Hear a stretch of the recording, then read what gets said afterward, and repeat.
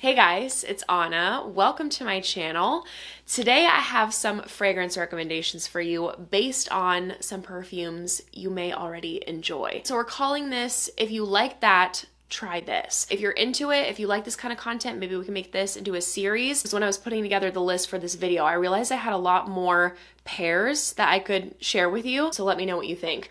I do want to stress the perfumes that I'm going to be putting together, they are not dupes and they're not redundant. If you wanted to have both in your collection, it really is like, if you like this style and type of fragrance, then I think you might like this. Now, I'm not saying this is foolproof. Like if you love one, go blind by the other. Absolutely not. Please always sample first. But I think there's a strong possibility if you love one, you'd love the other. So the first pair I have here is Lush Chelsea Morning and Marseille Essence Vanille. These are both citrusy gourmand vanillas. They are warm, comforting, and amazing for someone with a bit of a sweet tooth. Essence Vanille has a simpler note structure. It has vanilla, lime, and coriander. And I would describe Essence Vanille to smell like a vanilla custard meets the inside of a key lime pie. So the lime in here is not zesty, it's not punchy. If you don't like a bold citrus, it's not that. It really has a super creamy, like honestly lactonic texture and smell. So where this is giving like the creamy, gooey inside of a dessert, Chelsea Morning has more of like a caramelized finish to it. It's more toasty, and it also has an addition of tonka bean and butterscotch. And I would say that in here, the butterscotch takes center stage and is pushed forward a little bit more than the vanilla actually. Where this has lime, this has lemon myrtle. The citrus comes off more bright, a little bit more punchy in this one without being bitter or zesty. And although it's not mentioned, it smells like there could be a gingerbread cookie accord in the mix to me. So this is more caramelized and toasty. This is more creamy, custardy, mousse-like. I get about 6 hours of wear with both of them, moderate projection with Chelsea Morning and a softer projection with Essence Vanille. Then I have Mind Games Leonora versus Gigi de Zebai. Both of these give me very much so cottagecore aesthetic.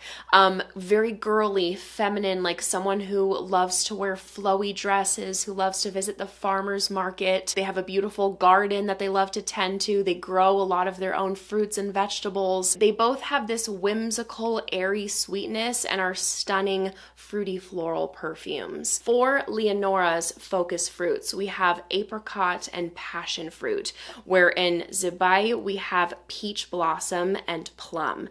And the peach blossom is really giving peach. I would say that Leonora comes off a bit sweeter, it's a bit more juicy, and Zebai a little bit more sheer and clean smelling. Little bit of like a fruity shampoo undertone. Leonora is giving a little bit more of a gourmand experience. It has tonka bean, lactones. It doesn't smell milky at all, but it does have a beautiful creaminess. I love the sheer texture Zebai has. I think the cyclamen really plays into that. It's sweet and fruity, but it's also watery floral. There's some lemon to add brightness. The plum smells like a crisp young plum, and it just smells kind of sunny and warm. Performance is similar for both. Overall, I would say I get about moderate projection, but Leonora is a little bit more noticeable when you first spray it on, where this one becomes a little bit more noticeable like as it sits and warms on your skin. And I get probably about 4 hours with this one, 5 with Zebai. A plus with Zebai,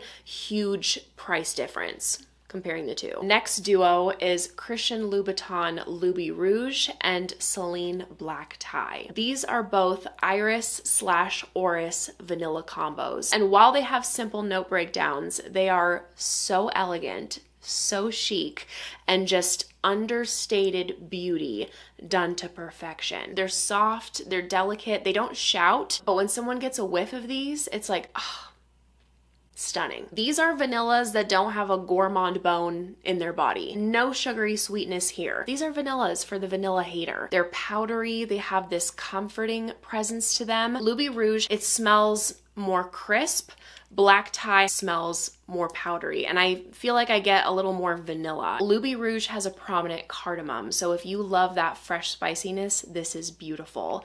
And Black Tie has cedar, musk, and moss, although I don't smell the moss personally. But even though it's not mentioned, I could picture a bit of a woody undertone to this. Both very much so give me timeless, old money luxury vibes. And I get about 4 hours with a softer projection from both. Next duo, Hibiscus Mahajad from Maison Crivelli and Christian Louboutin Fetiche La Rose.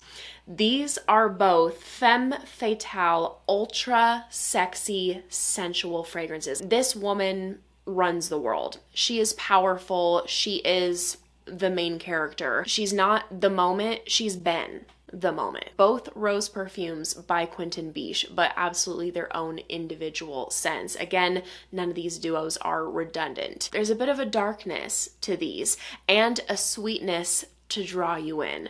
So with Hibiscus Mahajad, a smooth vanilla, and hibiscus also naturally has a sweet tone to it. And Fetiche La Rose has black cherry. I can't really say if one is a little bit more sweet than the other to my nose. How the sweetness is done in both perfumes is so different. It's black cherry, but it also smells like it's muddled with a blend of other red fruits, and it has a boozy twist. So it's jammy, but also a bit like a boozy syrup. This has a noticeable spiciness to it. There's pink pepper and ginger. I get more pink pepper. It smells more complex than just the 4 notes mentioned, but I would say, I think out of the 2, that this is a little bit more complex. While I think a lot of people would love both if you love one, again, that's not guaranteed. We all have our own noses, our own experiences. Some people don't vibe with the leather and mint in Hibiscus Mahajad, but they love Fetiche La Rose. I don't get a prominent mint or leather, but it does certainly add a unique twist to this composition. They both have depth and a little bit of darkness, but they get that quality from different things. They both have good performance,